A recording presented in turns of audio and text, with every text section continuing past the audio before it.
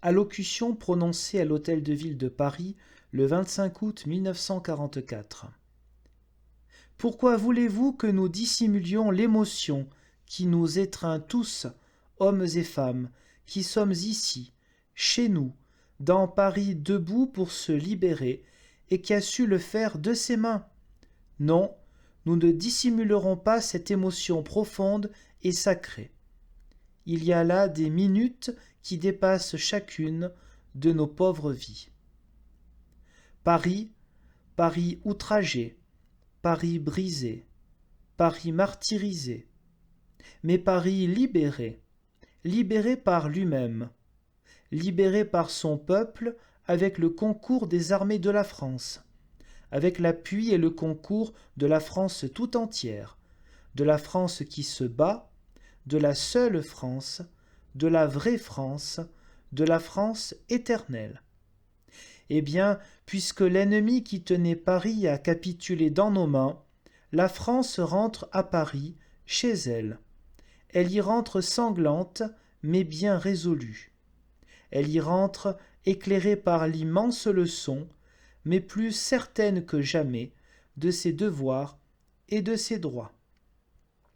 Je dis d'abord de ses devoirs, et je les résumerai tous en disant que, pour le moment, il s'agit de devoirs de guerre. L'ennemi chancelle, mais il n'est pas encore battu. Il reste sur notre sol. Il ne suffira même pas que nous l'ayons, avec le concours de nos chers et admirables alliés, chassés de chez nous pour que nous nous tenions pour satisfaits après ce qui s'est passé. Nous voulons entrer sur son territoire comme il se doit, en vainqueurs. C'est pour cela que l'avant-garde française est entrée à Paris à coups de canon. C'est pour cela que la grande armée française d'Italie a débarqué dans le Midi et remonte rapidement la vallée du Rhône. C'est pour cela que nos braves et chères forces de l'intérieur vont s'armer d'armes modernes.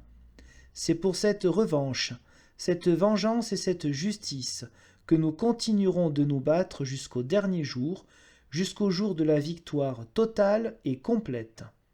Ce devoir de guerre, tous les hommes qui sont ici et tous ceux qui nous entendent en France savent qu'il exige l'unité nationale. La nation n'admettrait pas, dans la situation où elle se trouve, que cette unité soit rompue. La nation sait bien qu'il lui faut pour vaincre, pour se reconstruire, pour être grande, avoir avec elle tous ses enfants.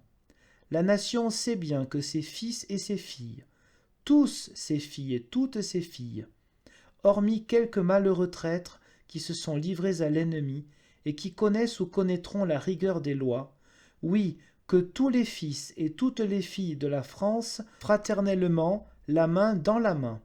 Vive la France!